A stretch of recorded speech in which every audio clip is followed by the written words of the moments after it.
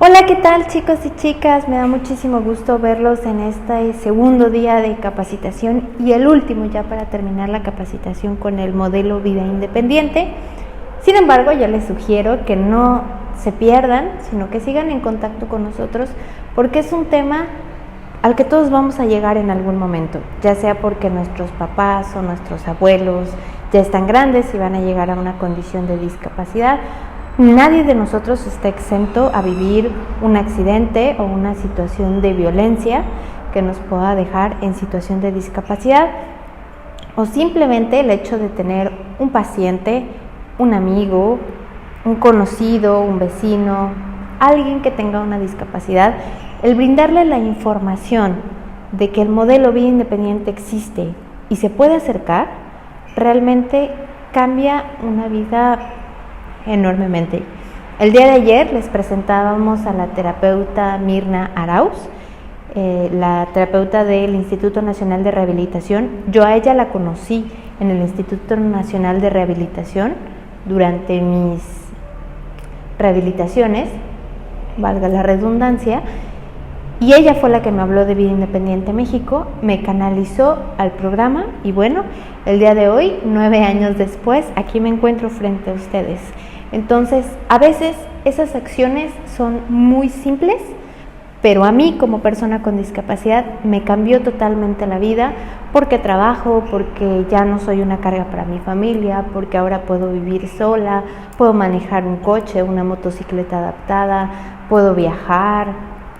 Realmente es que yo vivo una vida igual que la de ustedes. La diferencia es que ustedes andan a prisa en sus piernas y yo ando igual a prisa, pero en la silla de ruedas.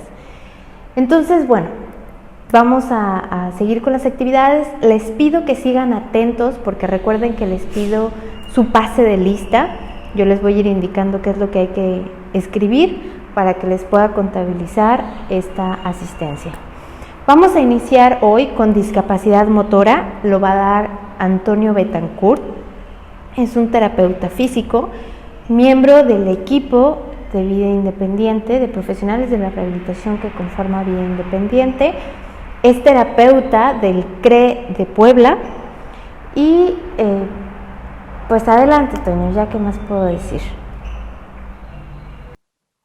Hola, ¿cómo están?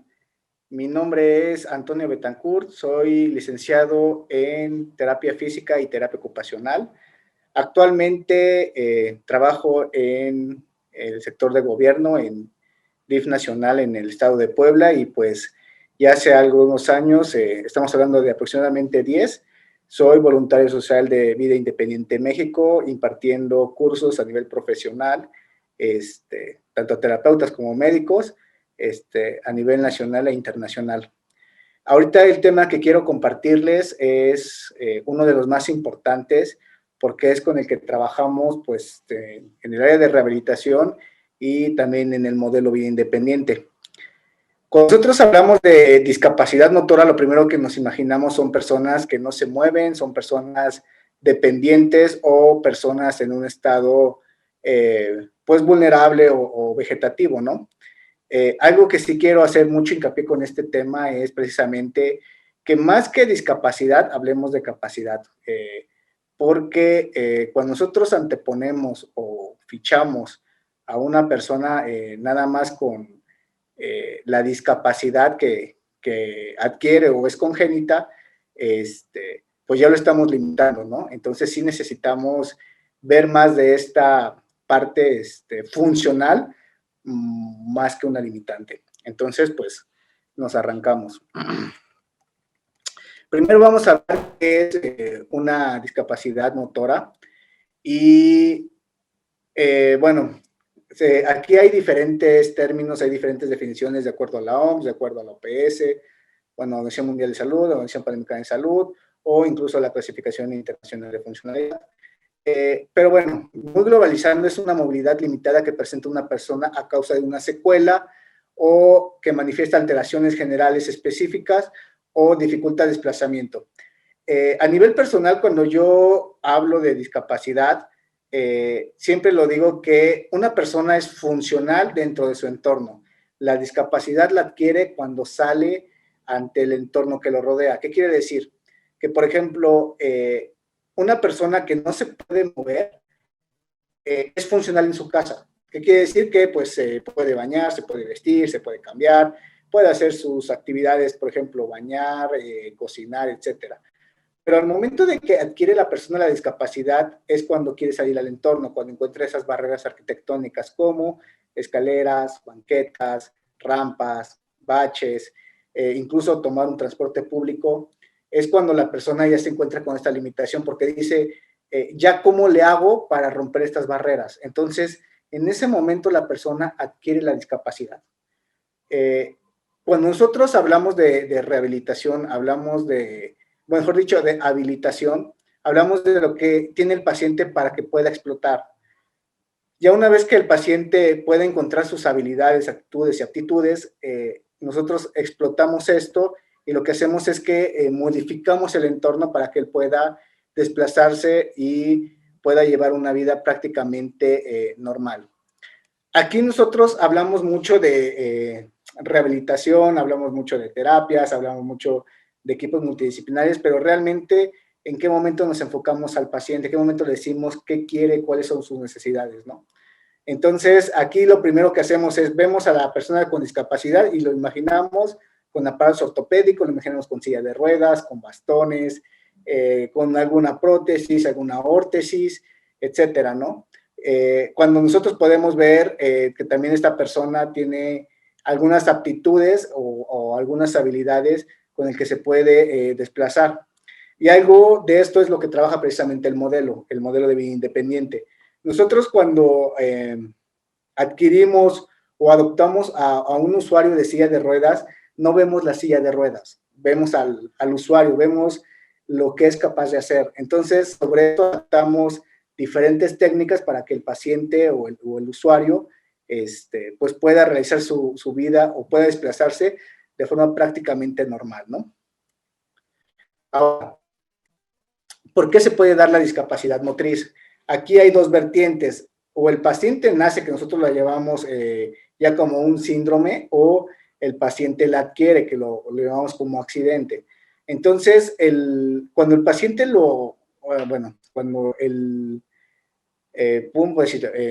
cuando el niño nace en esta condición, es porque hubo una alteración en 3 fases. ¿Qué quiere decir?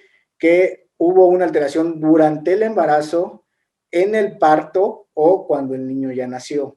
Entonces, estas alteraciones pueden ser a nivel neurológicas, pueden ser a nivel metabólicos o pueden ser a nivel sistémico. Cuando nosotros, por ejemplo, el niño está naciendo, el niño no respira, que es muy o sumamente importante esta parte para que el niño pueda activar su red neuronal a nivel sistema nervioso central, y no lo hace y puede dejar, a lo mejor dice el médico, es que no respiró 10 segundos o 15 segundos, ¿no? Tuvo una hipoxia. Esta hipoxia deja secuelas y es como nosotros lo podemos llamar como parálisis cerebral o como una afectación a nivel motor o el famoso insuficiencia motora de origen central, ¿no? Entonces, aquí el niño ya, pues para que pueda desarrollar su vida, ya tiene una dificultad a nivel motor. ¿Por qué? Porque se afectó la parte del encéfalo, se afectaron cordones, se afectaron vías y se afectaron astas. Entonces, el niño no coordina o no hay una sincronía entre el cerebro y el músculo. Ahora, cuando nosotros hablamos de que el paciente adquirió la discapacidad, es porque tuvo un accidente y a lo mejor pudo haber sido un traumatismo encefálico, pudo haber sido a lo mejor un traumatismo, una amputación, a lo mejor una patología asociada como una artritis, etcétera. Entonces, ninguna persona está exenta de adquirir una discapacidad o, por ejemplo, si algún papá no es compatible con el grupo de RH o el grupo sanguíneo, pues automáticamente por genética el niño va a adquirir pues alguna limitación a nivel cromosoma y por tanto va a adquirir alguna discapacidad o un síndrome, ¿no? Ahora, cuando nosotros hablamos a nivel prenatal, cuando el feto se está formando, recordemos que el sistema nervioso central se forma dentro de las primeras 3 semanas. ¿Qué quiere decir esto? Que tenemos un tubo neural y ese tubo neural tiende a cerrar por 3 capas, que va desde la parte interna hasta la parte externa. Y aquí es donde se forma precisamente la médula. Cuando, por ejemplo, vemos que la mamá no llevó su control o que se enteró que estaba embarazada, ya pasaron a lo mejor 2, 3 meses. Esta parte del feto, del embrión, ya está formado, o sea, ya tiene un corazón, ya tiene un sistema nervioso central, ya tiene un sistema nervioso periférico, ya tiene venas, arterias, etcétera. Entonces dice la mamá, ¿sabes qué? Ya estoy embarazada. Y le dice el médico, ¿sabe que necesita tomar ácido fólico? Necesita vitaminarse. Ya es demasiado tarde porque las vitaminas que necesitaba el feto para formarse ya las adquirió. Y esto pasa desde la gestación a las 2 semanas que hubo la incubación del óvulo espermatozoide. Entonces, prácticamente si la mamá tenía desnutrición, tenía anemia, tenía alcoholismo, drogadicción, damos por hecho que el niño va a nacer con algún síndrome y lo más seguro es que nazca con una parálisis cerebral, porque no tuvo las suficientes vitaminas el feto para adquirir pues toda esta formación a nivel sistema tanto metabólico como nervioso, ¿no?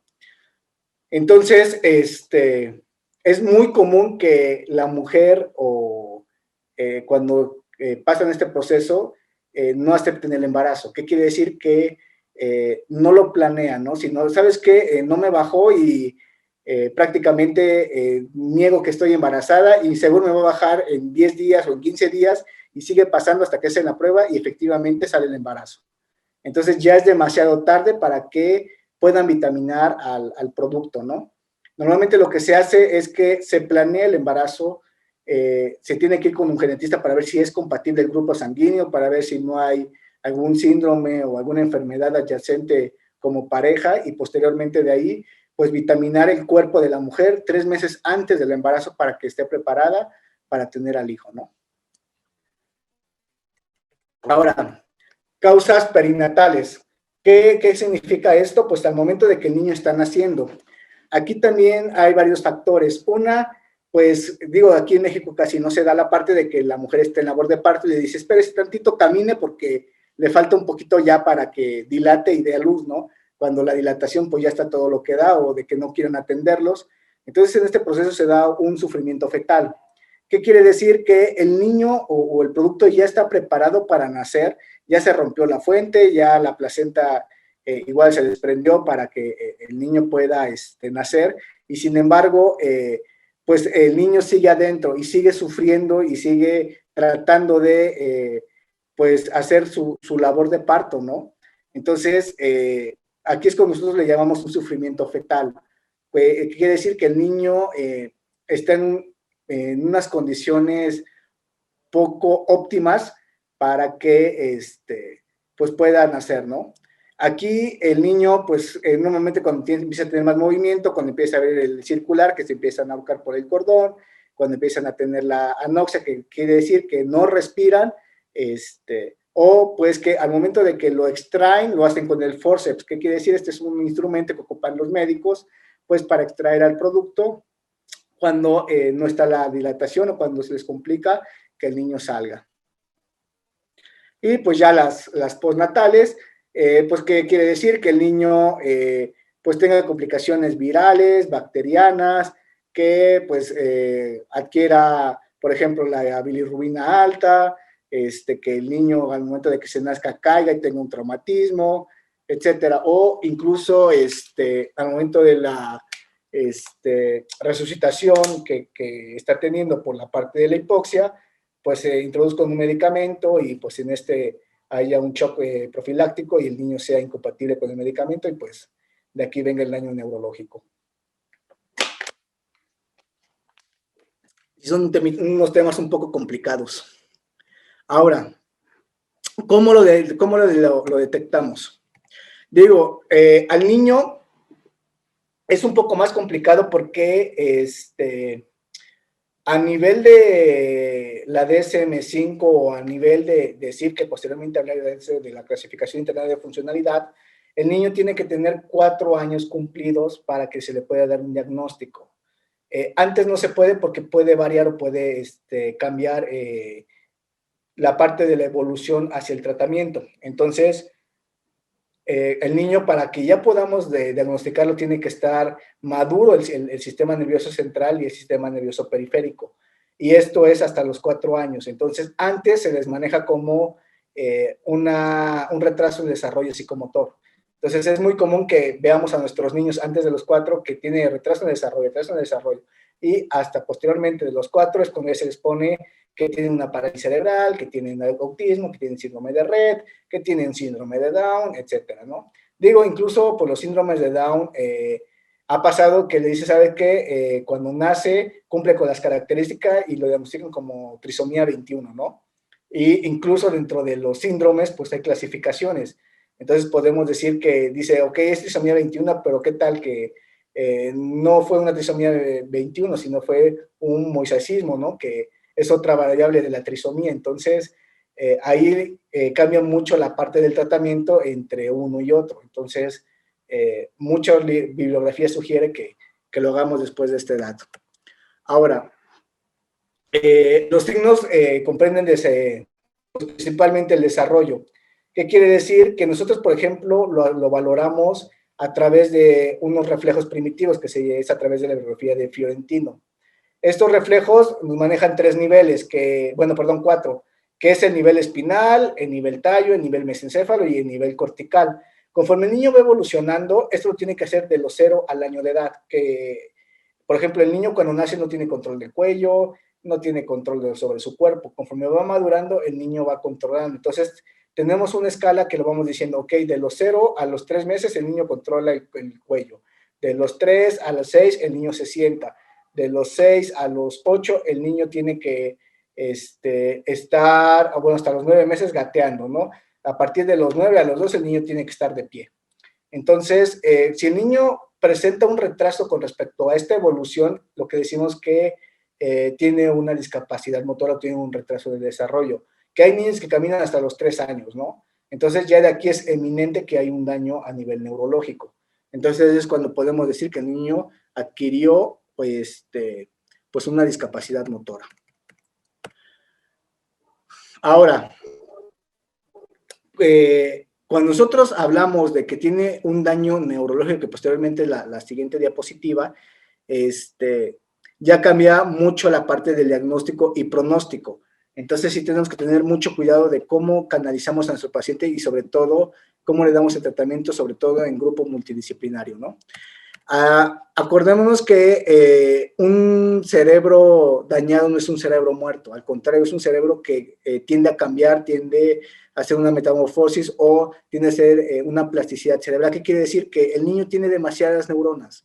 Entonces, todas estas neuronas pueden cambiar y cumplir funciones que nosotros querramos. Depende mucho de la rehabilitación. Se los voy a llevar un poquito con respecto al modelo, no tanto a la parte de rehabilitación.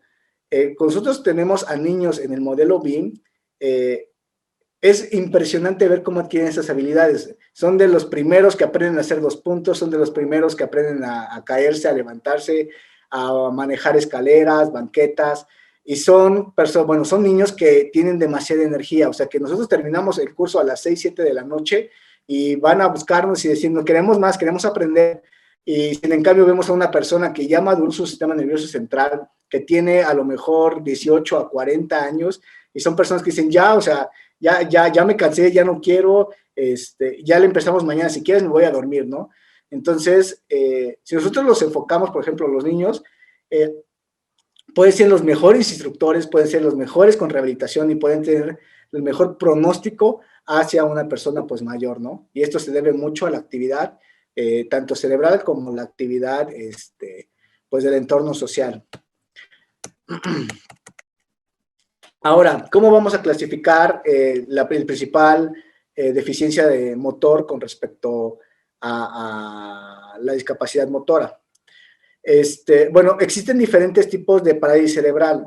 Acordémonos que nosotros tenemos tanto vía piramidal como vía extrapiramidal, que quiere decir que podemos tener nuestro tono aumentado o nuestra fuerza de los músculos, como lo podemos tener inhibido, como podemos tener la parte de hipotonía. Ay, perdón. Entonces, sobre esto vamos a clasificarlos. Lo primero es que vamos a manejar una cuadriplegia. ¿Qué quiere decir esto? Que las 4 extremidades están alteradas, pero no tienen movimiento. Acuérdense que plejía es sin movimiento y cuadri es precisamente 4. Eso también lo vamos a ocupar mucho con la lesión medular, porque ahí tenemos una clasificación que se llama ASIA. El ASIA lo que hace es que clasifica el tipo de lesión y qué tanto tipo de movimiento tienes y sensibilidad. Entonces, prácticamente vamos uniendo la lesión medular con la pared cerebral, porque manejamos los mismos términos. Entonces, la cuadriplegia no tiene movimiento nuestro paciente o nuestro usuario y están afectados los 4 movimientos y normalmente eso se presenta con espasticidad, más no con hipotonía. Posteriormente, la hemiplegia. La hemiplegia hablamos que está afectado la mitad del cuerpo, ya sea lado izquierdo o lado derecho. Y normalmente, igual hablamos de hemiplegia sin movimiento, mitad de cuerpo. Cuando nosotros hablamos de paresia, es que el paciente o nuestro usuario tiene movimiento, pero limitado. Entonces, cambiamos el término. En lugar de hemiplegia, decimos hemiparesia. En lugar de decir cuadriplegia, decimos cuadriparesia. ¿Sale? Ahora, la diplegia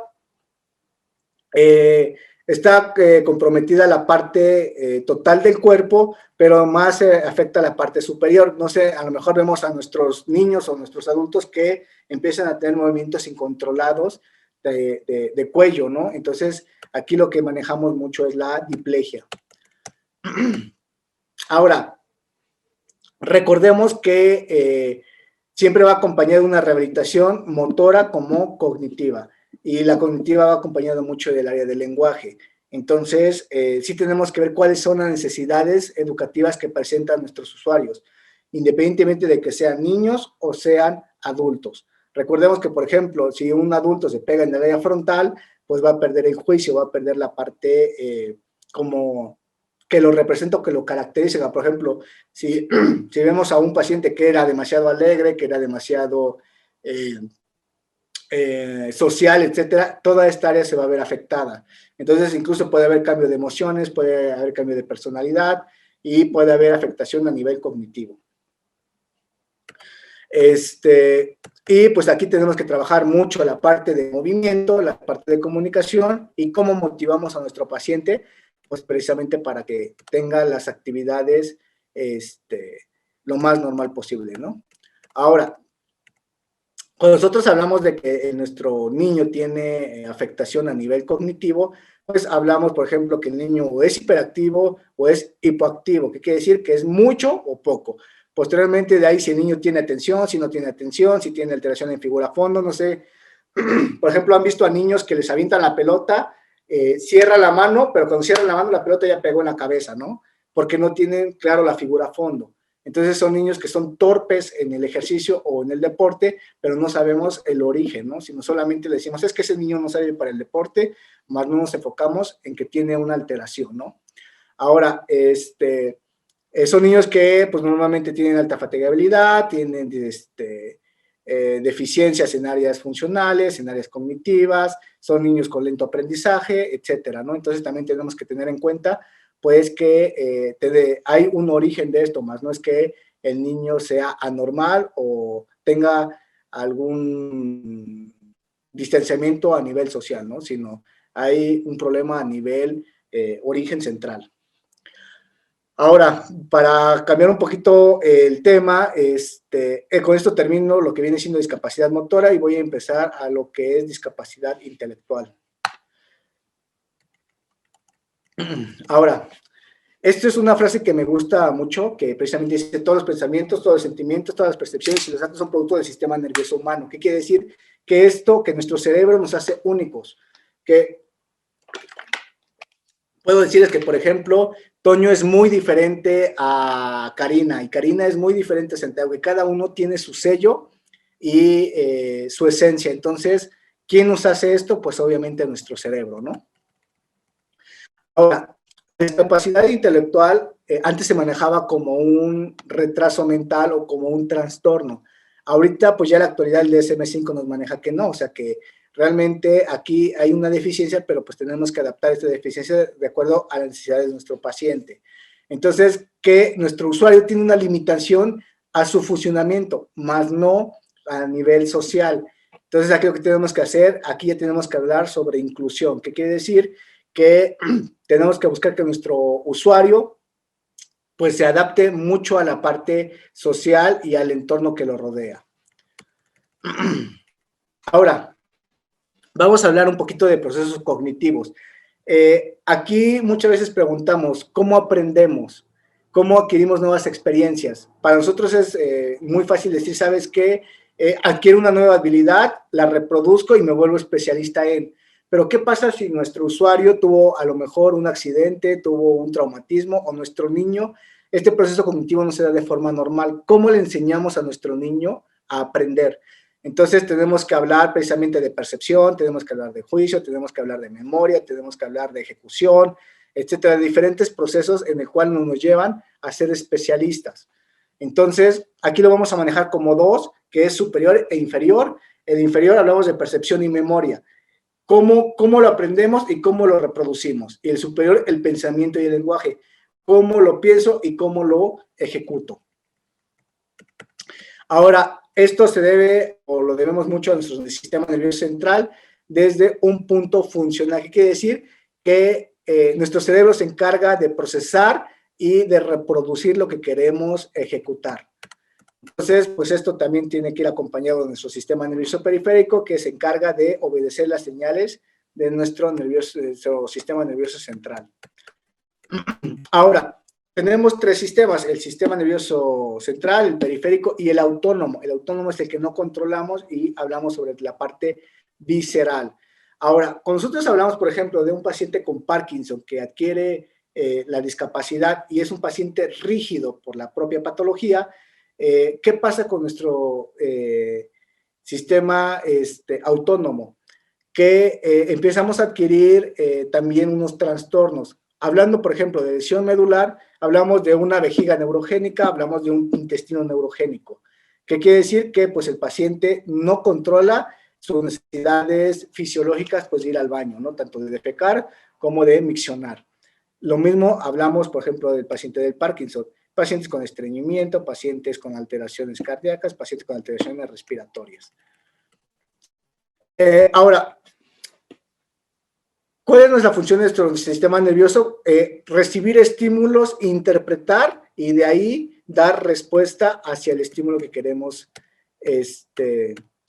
pues dar, ¿no? Ahora, la discapacidad intelectual puede tener muchas causas y puede ser lo que les decía, perinatal, postnatal o puede ser adquirida. Un paciente que se cayó en su trabajo, tuvo un traumatismo craneoencefálico, se pegó en el área frontal o temporofrontal, es un paciente que va a tener una discapacidad intelectual. ¿Qué quiere decir? Que no va a tener memoria, que no va a tener ejecución, no va a tener pensamiento analítico y por lo tanto no va a poder ejecutar algo tan fácil como una suma, ¿no? Entonces, no va a ser funcional ante la sociedad y, pues, ante esto, pues, van a clasificarlo como una discapacidad motora.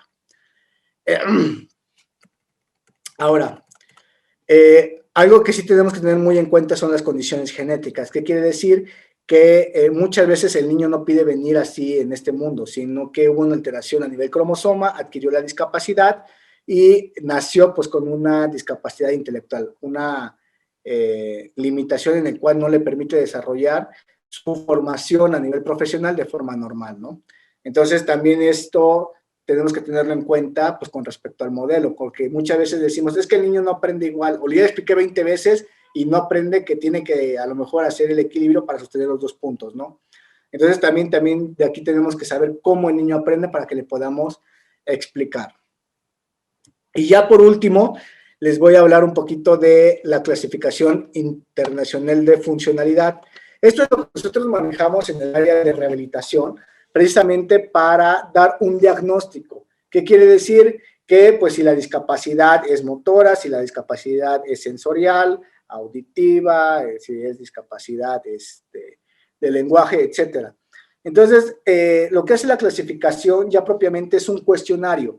Lo que hace es que el aplicador tiene que ser pues alguien del sector salud, precisamente, preferencia del área médica o de rehabilitación, en el cual pues conozca todos los códigos que se necesitan pues precisamente para dar este diagnóstico, que normalmente lo hace un médico, ¿no? Entonces, ¿Cuál es su objetivo? Uno es estandarizar la discapacidad a nivel mundial. ¿Qué quiere decir? Que si, por ejemplo, tú vas de aquí a Finlandia, a Suiza, a China, va a ser la misma discapacidad que en México. Más no, ¿sabes qué? Es que en México tienes parálisis cerebral y en Suiza tienes otro nombre, ¿no? Entonces, algo que se trató de hacer es globalizar la discapacidad. Posteriormente, comparar y después de ahí dar un diagnóstico, que eso es algo muy importante, porque también recordemos que hay personas con una discapacidad a nivel psicosocial, ¿qué quiere decir? Pues las personas con esquizofrenia, ¿no? Que pues es un poquito complicado diagnosticar. Ahora, para la aplicación del SIF, por lo que les comentaba, o sea, tiene que ser un especialista que conozca todas las herramientas que nos ofrece para poder dar un diagnóstico. Ahora, nosotros aplicamos la parte de SIF, ya nos llega con un código. Precisamente estos códigos van siendo asignados de acuerdo a su funcionalidad. Aquí lo que se valora es la parte física del paciente, dos, la parte del entorno y tres, la parte social, o sea, cómo se desempeña el paciente dentro de su área. Entonces, no solamente hablamos de una discapacidad física, sino también de una discapacidad social. Entonces, esta es una gran herramienta que tenemos. Digo, si ustedes lo pueden buscar así en internet como SIF o Clasificación Internacional de Funcionalidad, lo pueden descargar y de ahí precisamente viene el cuestionario y sobre este cuestionario vienen los códigos o los ítems para poder evaluar a nuestro paciente y de ahí poder dar un diagnóstico adecuado para su intervención o su rehabilitación. Pues con esto terminaría. No sé si pues haya dudas, comentarios, etcétera. Pues si es eso, pues escríbalos y ahí les estaremos contestando. Muchas gracias y pues nos estamos viendo. Muchas gracias, Toño Betancourt, mejor conocido en Vía Independiente, por esta plática. Les voy a pedir a todos ustedes que en este momento me escriban aquí abajo en el comentario plática 5 y su nombre completo, por favor. Repito, plática 5 y su nombre como quieren que aparezca en el reconocimiento. Les voy a pedir que el día de hoy no se atrasen en los pases de lista, porque el día de ayer estábamos en la plática 3 o en la plática 4 y me estaban poniendo plática 1. O en la plática 4 me pusieron plática 1, plática 2, plática 3, y realmente es que esos no se los puedo contar como asistencia. Tienen que poner su comentario en el tiempo que se los estoy pidiendo. Repito, plática 5 seguido de su nombre completo, hay que escribirlo ahorita aquí abajo en los comentarios. Vamos a pasar con nuestra siguiente ponencia, que es importancia de una silla de ruedas. Esta nos lo va a dar el terapeuta José Carlos Sánchez. Es un terapeuta físico, miembro del CRE Culiacán. También es parte del equipo de profesionales de la rehabilitación que conforma Vida Independiente. Es un instructor fabuloso porque él aprendió a manejar su silla de ruedas de tal manera que puede moverse a la par de una persona con discapacidad. Es decir, que si nosotros viajamos, él va en su silla de ruedas, igual que nosotros, puede hacer un traslado, igual que nosotros, puede desarmar su silla, igual que nosotros. Eso también se los dejo como un tip, una recomendación para ustedes. Si más adelante quieren seguir la capacitación en el modelo Vida Independiente y aprender más y mejor el manejo de la silla de ruedas, lo pueden hacer. No estamos peleados con eso, simplemente acérquense a nosotros para que les indiquemos cuáles son algunas de las formas en las que lo pudieran hacer. Bueno, les repito, plática 5 seguido de su nombre completo. Vamos a darle entrada a José Carlos. Adelante, José Carlos. Hola, ¿qué tal? ¿Qué tal? Gracias, Cari. ¿Qué tal, chicos? Buenos días. Pues como les comentaba Cari, mi nombre es José Carlos Sánchez, soy fisioterapeuta, egresado de la Universidad Autónoma de Sinaloa y tengo el placer de colaborar con la Fundación Vida Independiente para Personas con Discapacidad desde hace ya 10 años. Tuvimos la oportunidad y hemos tenido la oportunidad de colaborar juntos, no solamente en México, sino también tenemos un convenio de colaboración en toda Latinoamérica y el Caribe para llevar el modelo y reproducirlo y así poder llegar a más personas con discapacidad para beneficiarlos y facilitar su independencia y mejorar la calidad de vida de ellos. Esto como uno de los objetivos claros de la profesión, no solamente de la fisioterapia, sino de todas las profesiones del área de la salud a las cuales nosotros como profesionales, estamos comprometidos a apoyar y dispuestos a desarrollar esas habilidades en las personas que acuden a nosotros. El día de hoy hablaremos acerca del uso apropiado, de la indicación o de cuál es la silla de ruedas adecuada. Si nosotros hablamos de silla de ruedas, si hay algún problema con el audio o si hay algún problema con la imagen, por favor, me lo pueden hacer saber y tratamos de resolverlo en el momento, ¿de acuerdo? Entonces, si nosotros hablamos acerca de una silla de ruedas, todos pensamos en algo como esto.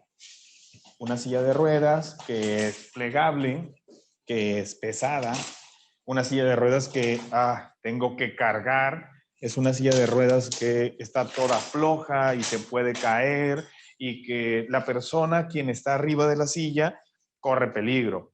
Pero cuando nos hemos puesto o cuando hemos pensado cuál es la silla adecuada para cada quien. Vamos a suponer que tenemos a una persona que pesa 120 kilos, tiene 68, 70 años, diabético, hipertenso, cardiópata, sedentario y viene saliendo de un cuadro, como estamos de moda, de post-COVID, con un síndrome de reposo prolongado. ¿Cuál será la silla indicada para esta persona? Una silla con estas características, es decir, una silla ortopédica a este ancho. Definitivamente no. Nosotros como profesionales de la salud, aunque no seamos los indicados o probablemente no seamos los profesionales que se van a dedicar a prescribir como tal una silla, es de suma importancia que como profesionales de la salud tengamos las herramientas tácticas para poder saber cuál es la mejor silla y poder dirigir al usuario hacia el espacio, el lugar o la persona que puede brindarles esa información. Ahora, existen, como en todo, existen razas, existen precios, existen bueno, malo, existe bueno, regular, excelente. Lo mismo sucede con las sillas de ruedas, como en los coches, como en los zapatos. ¿Cuándo es una mejor silla de ruedas? La mejor silla de ruedas que puedes tener es la silla que requieres. No una muy cara, no la más barata, no la del precio módico, no, es la que requieres. Y eso depende siempre, chicos, de las características de la persona, sus características clínicas y sus características físicas. Correcto. Entonces, si hablamos de características físicas, tendremos que hablar, y esto lo reforzaremos con una querida amiga que hablará acerca de esto, Lupita Chi, que le mandamos un beso enorme, en un momento estarán con ella. Pero tenemos que saber o tenemos que tomar en cuenta las características físicas. Una persona como la que mencionábamos hace un momento, estamos hablando de que tiene una cadera demasiado ancha. Acá tenemos una silla ortopédica y se las voy a mostrar un poco, les voy a hablar acerca de sus componentes para poder identificarlo, porque para nosotros al simple ojo o a la poca práctica y poca experiencia ante una silla de ruedas, todas son iguales. Entonces, tenemos una silla de ruedas que se compone de las siguientes estructuras. Tenemos que tiene una piecera, es decir, en donde van a ir los pies de la persona apoyados. Tenemos también un chasis, que es en donde se monta toda la estructura de la silla para poder sentarnos y para poder estar. Tenemos descansabrazos. En el caso de esta silla ortopédica, son descansabrazos abatibles. Esta silla cuenta con un sistema de frenado o de bloqueo de la rueda. Tiene una rueda, tiene un aro propulsor, tiene unas llantas delanteras, las cuales te dan la dirección para desplazarte. Pero también tenemos que es una silla con muchas piezas móviles, tenemos que es una silla muy frágil, Entre más piezas móviles, más mantenimiento. Y eso no nos sirve tanto, no es tan funcional. Una silla ortopédica bajo estas características estará indicada para alguien de custodia. Imagínense tener que mover por sí solos 30 kilos, porque aproximadamente eso es lo que pesan. Desplazarte en una silla de ruedas como esta, estamos hablando de que son cerca de 30 kilos, aparte de la discapacidad con la que cuentas, aparte de la debilidad con la que cuentas. Entonces, no tenemos nada funcional. ¿Cuándo puedo prescribir o cuándo puedo decir que esta es una silla de ruedas adecuada? Lo comentamos hace un momento. Y si estamos familiarizados con los términos, hablaremos de que una persona, dejemos de hablar de pacientes, dejemos de hablar de características clínicas, sino hablemos de personas que cursan con una discapacidad o que están bajo una situación o algo que los caracteriza. Entonces, ¿quién puede usar una silla de ruedas como esta? Hablaremos acerca de probablemente una persona con posoperado, sí, que no requiere moverse mucho y que lo tienen que mover y que será temporal. Probablemente una persona con una secuela de traumatismo cráneoencefálico, con una hemiparesia o una hemiplegia, una persona con secuela de un evento vascular cerebral, quizá un lesionado medular en una etapa aguda posterior a una cirugía donde su movilidad se ve restringida por el tiempo que tiene que llevar el proceso de osteosíntesis bajo la instrumentación, es decir, las barras que le hayan puesto, los tornillos que hayan puesto, las jaulas que hayan puesto o la cirugía que hayan puesto. En caso de que no se haya hecho nada de eso y se haya mantenido bajo un tratamiento conservador, pues bueno, tiene que mantener reposo, tiene que mantener cierta limitante al movimiento para evitar que esa fractura que condicionó la lesión medular se desplace y le genere un mayor daño. Entonces, durante esas 6, 8, hasta 12 semanas donde el proceso inflamatorio y la lesión estructural, es decir, el hueso, se mantiene, pues bueno, una silla de ruedas de este tipo puede ser una opción. Posterior a eso, un lesionado medular utilizará una silla totalmente distinta de la cual vamos a hablar.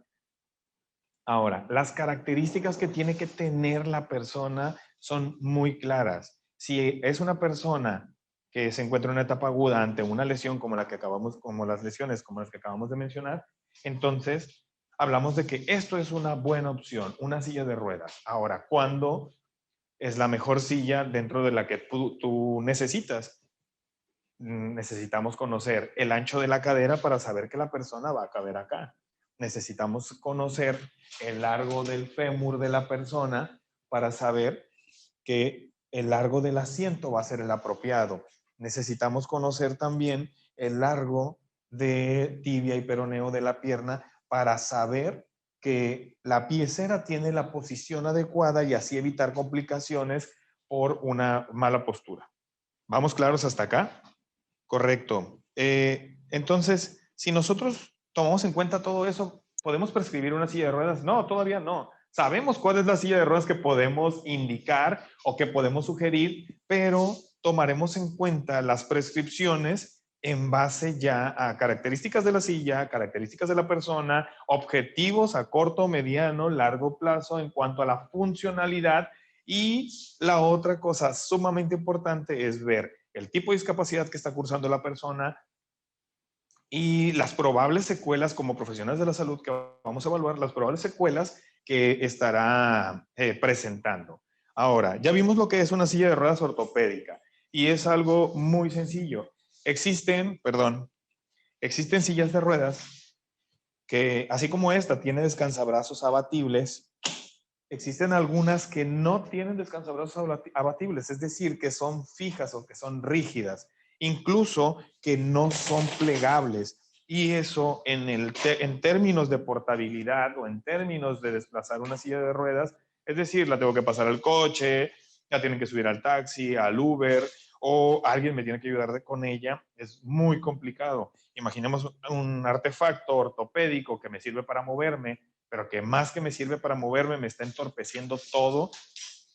Imaginemos que esta silla no es plegable, pesa 35 kilos y aparte me va a cubrir 2 espacios de una persona en un coche.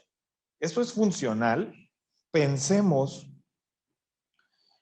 en la funcionalidad del equipo ortopédico, del auxiliar ortopédico o auxiliar funcional que estamos sugiriendo. ¿Creen que una silla, bajo las características que acabamos de mencionar, sea funcional para la persona? ¿Creen que una silla de este tipo pueda servirle más allá de entorpecerle? Entonces, si ponemos en la balanza, encontraremos que una silla ortopédica no nos va a ayudar de la manera en que nosotros buscamos o pretendemos, porque estará limitando por completo. Aquí la clave o la palabra clave para poder entender cuál es la mejor silla o o por qué es tan importante saber qué silla necesitas es funcionalidad, es portabilidad, es ergonomía y es el peso que van a desplazar. Ahora, si nosotros hablamos, ahorita estamos solamente con las características de la silla y hablaremos un poco acerca de la ergonomía, hablaremos de la postura y hablaremos de todo lo que podemos evitar solamente indicando una silla de ruedas adecuada.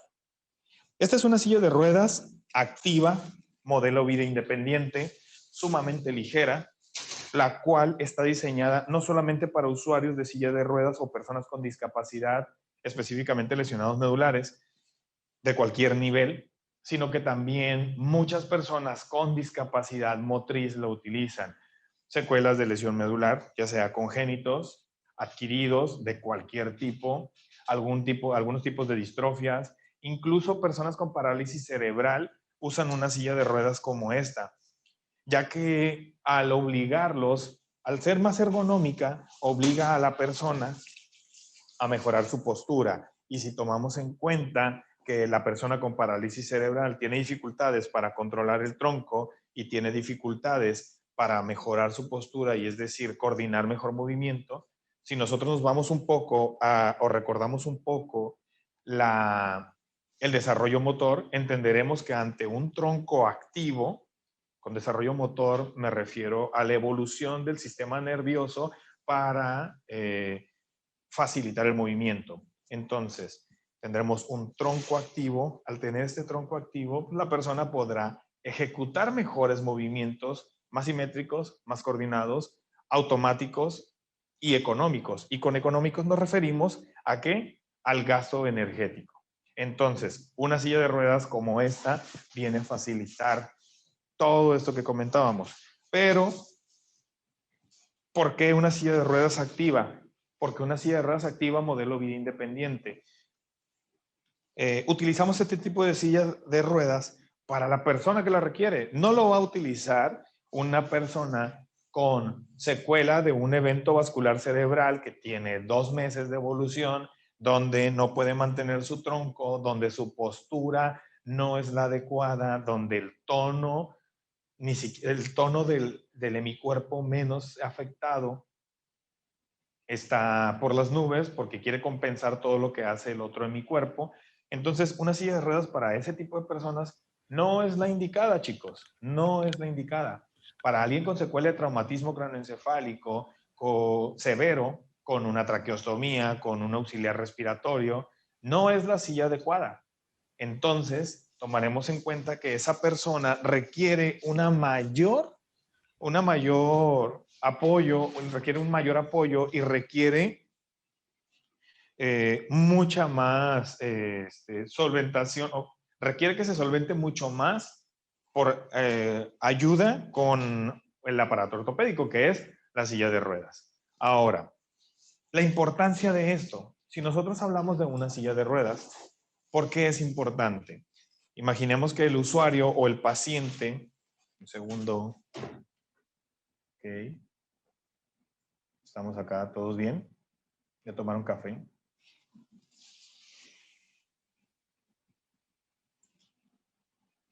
Entonces, tomemos en cuenta lo siguiente. El usuario de silla de ruedas soy yo y tengo una hemiparesia, y vamos a poner un súper ejemplo. Una hemiparesia secuela, un evento vascular cerebral, 2 meses de evolución donde mi tronco no tiene todavía el tono para mantener una postura erguida. Esta silla de ruedas es del ancho de cadera apropiado para un servidor, es del largo apropiado del fémur, es del largo apropiado de la piecera y el respaldo. Y si esta silla de ruedas no tuviera los descansabrazos, ¿qué sucedería? Entonces, no es la silla apropiada. ¿Por qué? Porque no tengo el control de mi tronco como para mantener una postura. Vamos a suponer de nuevo que esta silla de ruedas, sí, es la apropiada en todos los aspectos, excepto por el ancho de la cadera. Y tenemos que mide 4 pulgadas más, es decir, es una silla de este tamaño de ancho de cadera. Esto, aunque tuviera la mejor postura, me va a llevar a ¿qué? A comenzar a compensar o a comenzar a tener alteraciones posturales que en consiguiente vendrán a afectar mi salud. Entonces tendremos patologías concomitantes o patologías que vendrán a agregarse a la inicial. Entonces ya no estaremos solamente cuidando o atendiendo una lesión, sino todas las que se vayan acercando o se vayan agregando por no tener la información apropiada. ¿Vamos claros hasta acá?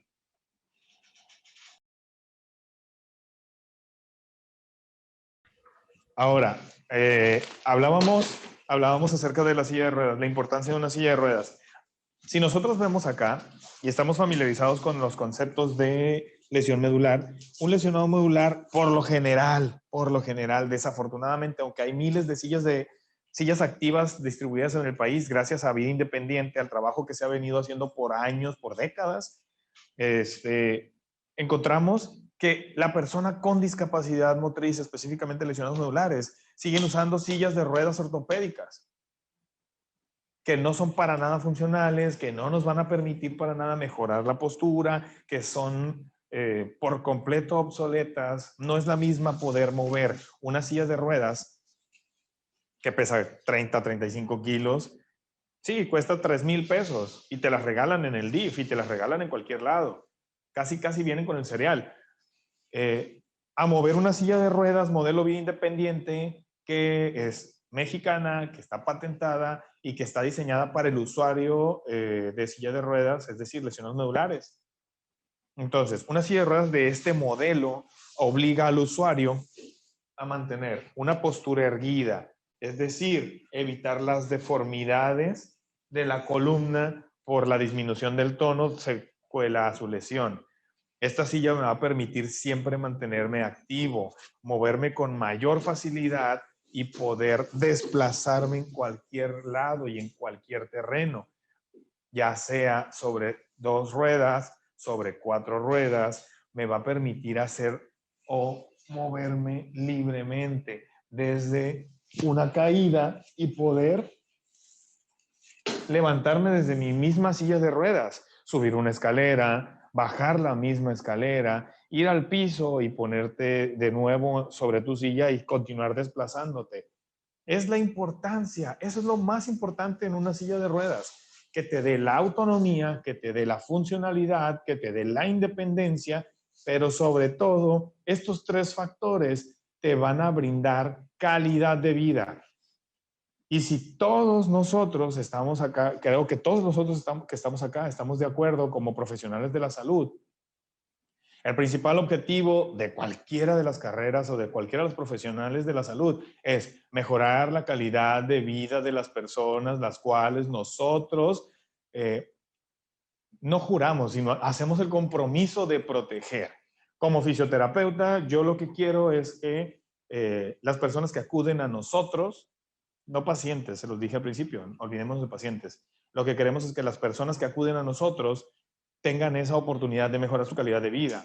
Las personas que ustedes desde la enfermería cuidan, atienden, ¿qué es lo que quieren? Bueno, que poniendo el medicamento adecuado, haciendo todo lo que ustedes hacen, los cuidados, las curaciones, la atención, el medicamento, las observaciones, la movilidad, que mejore su calidad de vida, porque es importante simplemente desde el hospital hacer los cambios posturales para evitar que una enfermedad o una alteración por postura, y eso se llama prevención de escaras o de lesiones o de úlceras cutáneas, que es súper importante y es súper frecuente que cuando la persona lo olvida, cuando se deja de atender, terminan con úlceras grado 4, como un charco, como una olla de pozole.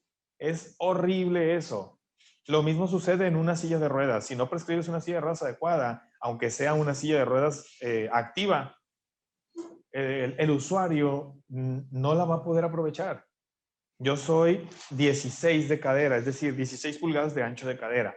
¿Qué pasa si tengo una silla de 18? Es muy grande y si fuera el usuario, el asiento o la vestidura, si se llega a abrir, mi cadera cae sobre el chasis, me puede fracturar el trocánter al rozar ambos trocánteres al rozar con el chasis. Un respaldo muy elevado me puede llevar hacia el frente y no tengo el tono para mantener activo mi tronco. Un respaldo muy corto me puede llevar a perder el equilibrio y caerme de la silla de ruedas. Entonces, todos esos detalles son importantes conocerlos para poder indicar una silla de ruedas, para poder prescribir una silla de ruedas. Entonces, tú puedes decir, oye, ¿sabes qué? Considero que una silla de ruedas activa modelo vida independiente puede ser mejor para esta persona. Hay que ver si esta persona tiene la capacidad de sentarse en una silla de ruedas y poder desplazarse. Hay que ver si la persona entiende, cognitivamente se encuentra íntegro como para poder salir de la silla, acomodar sus pies fuera de la silla y ponerse de pie para pasarse al baño o pasarse a su cama o al coche. Porque si recordamos en los adultos mayores, una de las principales causas de muerte es las secuelas o las complicaciones por una fractura de cadera. Se llega a poner de pie y se le atora un pie, tropieza, cae, fractura de cadera y eso pues no nos sirve para nada como profesionales de la salud. Otras de las cosas que se pueden utilizar son los aditamentos. Ok, la parte posterior del chasis nos sirve como apoyo para una quinta y sexta rueda, como las que usan los de deportes, las ruedas antivolteo se les llaman. Esto nos va a garantizar todavía aún más de que la silla no se vaya a voltear en caso de que la persona pierda la postura, pierda el equilibrio, desplace su cabeza de una forma no adecuada y nos dará mucha más seguridad. Entonces, los aditamentos son buenos también. Vida Independiente, la Fundación Vida Independiente para Personas con Discapacidad tiene, aparte de la formación de profesionales de la salud, aparte de la formación, de la capacitación de usuarios de sillas de ruedas, también tiene la capacidad de venta de este tipo de silla de ruedas y de todos los artefactos o todos los accesorios que requieren una silla de este tipo. Desde las llantas anteriores, las tijeras, que es lo que da dirección, las ruedas, que si nos damos cuenta, mira, es muy fácil de ensamblar o de armar. Nosotros podemos hacer lo siguiente. Desarmo mi silla. Todavía es mucho más portable. Es muy pequeña y la puedo desplazar en la cajuela de mi coche o la puedo desplazar de copiloto o la puedo mandar hacia el asiento posterior y es mucho más fácil. ¿Se venden en el país? Sí. Está la página de internet donde puedes encontrar todo el catálogo con todos. Tienen un costo de 13,000 pesos. 13,000 pesos masiva, creo que está el costo actual. Existe como todo, se los comentaba al principio, bueno, malo, regular, excelente. La silla de ruedas modelo vida independiente compite con lo mejor en el mundo. Esta silla de ruedas te cuesta 13,000 pesos, pero puedes encontrar sillas en Europa o en Estados Unidos que van desde los $2,800 hasta puedes encontrar sillas de $7,000 o más. Puedes encontrar sillas de 5,000, de 7,000 euros. Sí, es una silla de titanio, o de fibra de carbono que te la hacen a la medida, pero ve el costo. La silla modelo vida independiente, 13,000 pesos, tiene la durabilidad, tiene la calidad y tiene la garantía de que esta silla, si con los cuidados de mantenimiento, solo los cuidados de mantenimiento adecuados, van a durarte garantizado 5 años. Si sacas cuenta la vida útil de una silla de estas, dividimos los 5,000, los 13,000 pesos entre 5 años, nos da un poco más de 2,500 pesos, como 2,600 pesos por año. Eso te está costando una silla, cuando una silla de ruedas activa, modelo vía independiente. Si nosotros hablamos de esta silla te va a durar 6 meses, cuesta 3,500 pesos. Hacemos la comparación en 5 años, ¿cuánto le invertí a esta? ¿Y cuánto le invertí a la otra? ¿Cuál es más cara? Si hablamos de las sillas europeas de las que te comentaba, sí, si tienes una casa si tienes la capacidad económica para hacerlo, cómprate la mejor silla que puedas. Pero jamás vas a competir con esto. Es una belleza, ve la durabilidad. Si yo hago esto, mi silla de ruedas no le pasa nada, es un chasis rígido, es una sola pieza. Entonces, no solo compite, sino que rebasa en calidad, en precio, en autonomía, en portabilidad a muchas. En México, Vía Independiente no tiene competencia. Existen otras marcas. Sí, las conocemos, las hemos usado y no nos duran. Entonces, la persona con discapacidad o usuario de silla de ruedas que conoce una silla de modelo Vía Independiente no la va a soltar. ¿Por qué? Porque le brinda todo lo que hicimos. Y si a eso le sumamos que hicimos una buena evaluación y a eso le sumamos que hicimos una buena incorporación del concepto del modelo Vida Independiente a su vida cotidiana como un estilo de vida, y nosotros como profesionales de la salud tuvimos la oportunidad de decirle, ¿sabes qué? Esta es la silla que tú requieres. Ahora, vamos a prescribirla con lo que van a ver más adelante. Encontrarán que no solamente le diste una buena silla de ruedas a la persona, sino que lo llevaste al punto en el cual mejoraste exponencialmente su calidad de vida y todo su entorno, solo por prescribir adecuadamente una silla de ruedas. Pues bueno, esta fue la parte de la importancia de una silla de ruedas adecuada para la persona. En conclusión, hay que evaluar las características clínicas, las características físicas para poder prescribirlo, para poder indicarla, y para poder prescribirlo, pues veremos los detalles técnicos a continuación. Solamente me queda agradecer la oportunidad que Vía Independiente me ha brindado en lo personal durante todos estos años para colaborar. Gracias a la Fundación, gracias a Santiago. Cari, un placer como siempre trabajar contigo, y el resto de los profesionales con los cuales estamos colaborando en el país. De verdad, gracias. Gracias por permitirse y darse el tiempo de estar acá. Sin más por el momento, quedo a su disposición. Soy José Carlos Sánchez Oliva, fisioterapeuta, instructor del modelo Vida Independiente, no solo en México, sino afortunadamente en toda Latinoamérica y el Caribe, y estamos para servirles. Nos pueden encontrar en redes sociales, y nos pueden encontrar en redes sociales en Facebook con mi nombre completo y vinculado o como amigo en común con Vía Independiente México y Santiago Velázquez Duarte, Cari y todos los que estamos acá colaborando. Un gusto poder estar con ustedes. Les agradezco mucho su tiempo, su atención, y que tengan un excelente día. Muchísimas gracias.